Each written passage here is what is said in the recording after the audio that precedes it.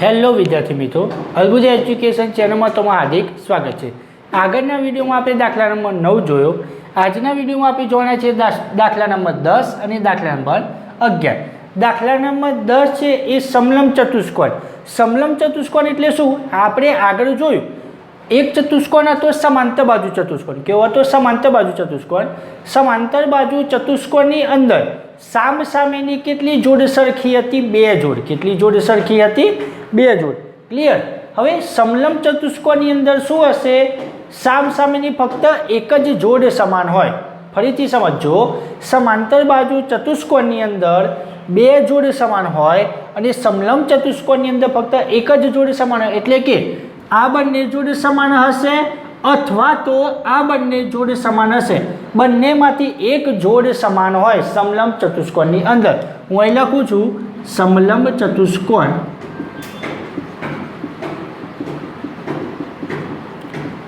સમજૂતી માટે તેની અંદર એક જોડ સમાન હોય। એક જોડ સમાન હોય। ક્લિયર? હવે જોઈએ સમલંબ ચતુષ્કોણની અંદર રકમ શું કહે છે? નીચેની આકૃતિ સમલંબ ચતુષ્કોણ કેવી રીતે છે તે સમજાવો। કઈ 2 બાજુ પરસ્પર સમાંતર છે?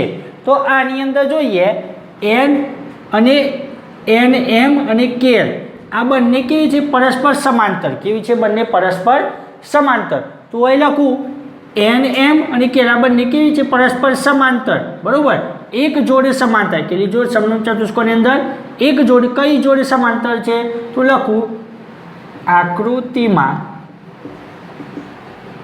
રેખા nm સમાંતર રેખા kl છે। ક્લિયર? હવે આ બંને સમાંતર છે હું જુદી પાડું, આ nm અને આ બીજી kl।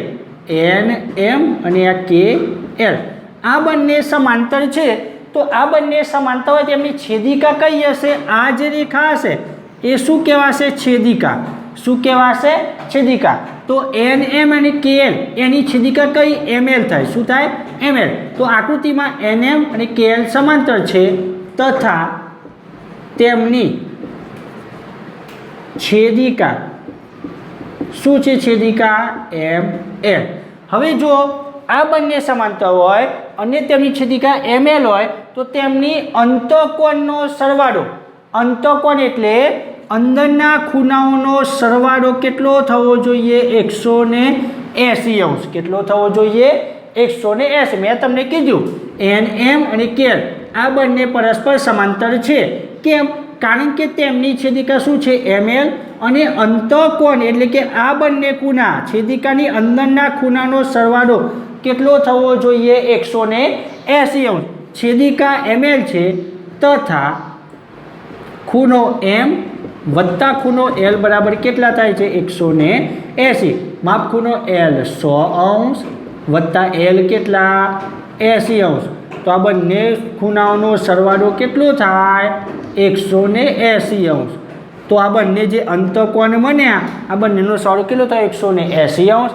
એટલા માટે nm અને kl બંને કેવી છે? સમાંતર છે। ક્લિયર? હવે જોશું દાખલા નંબર 11। દાખલા નંબર 11 ની અંદર આકૃતિમાં જો AB આ જે છે ચિહ્ન, આ ચિહ્ન શું કહેવાશે? સમાંતરનું। શું કહેવાશે? સમાંતર। રેખા AB આ રેખા, રેખા DC આ રેખા બંને કેવી? સમાંતર હોય તો માપ ખૂણો m શોધો। આ ખૂણો આપણે શોધવાનો છે। તો જો આપણે જોયું આની અંદર રેખા AB સમાંતર રેખા કઈ? DC।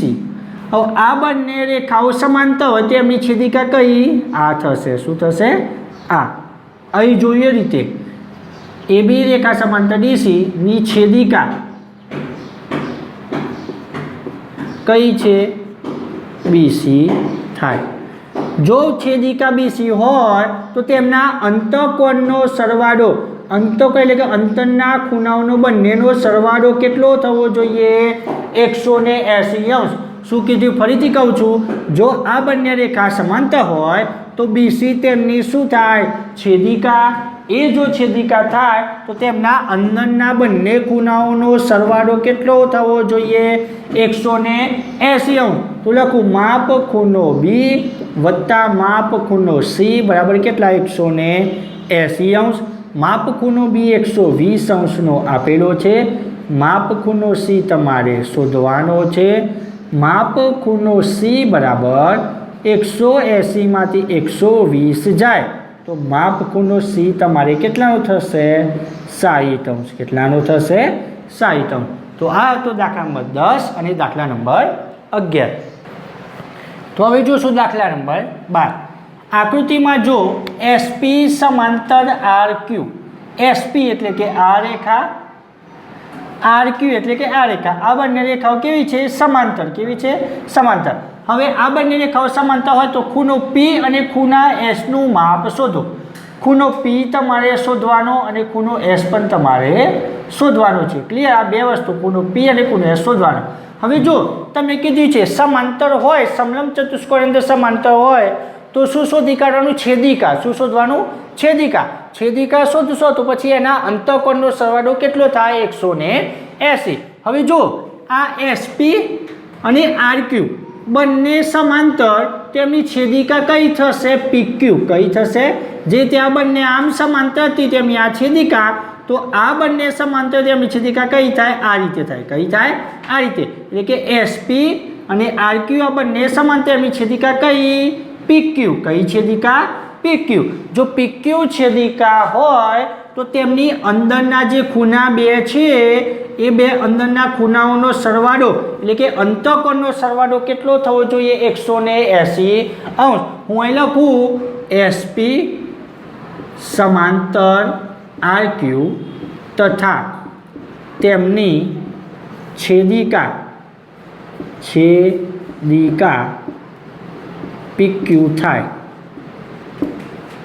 તો ખૂણો P વત્તા ખૂણો Q બરાબર 180 અંશ કેમ કારણ કે છેદિકા હોય તો શું બને અંતઃકોણ શું બને અંતઃકોણ ખૂણો P શોધવાનો ખૂણો Q કેટલાનો 130 અંશ બરાબર 180 ખૂણો P બરાબર 180 માંથી 130 જશે તો ખૂણો P બરાબર કેટલા અંશ 50 અંશ કેટલા અંશ 50 પડી ગઈ ખબર હવે જો સમજોય આપણે આ ખૂણો 90 અંશ તો છે આ રીતે તો ખૂણો બને આ 90 હોય તો આપણને કેટલાનો બને છે આ રીતે કારણ કે આ રીતનું બાજુ છે સમજો આ રીતનું આમ આ 90 તો આપણને કેટલાનો હોય 90 તો એ લખું ખૂણો S બરાબર પણ કેટલા 90 અંશ ક્લિયર સમજાય ગયું હવે તમારે આટલે સુધી ગણશો તો પણ ચાલશે બરાબર આટલે સુધી જ ગણવાનું છે પણ કૌશની અંદર પૂછ્યું છે શું જો તમે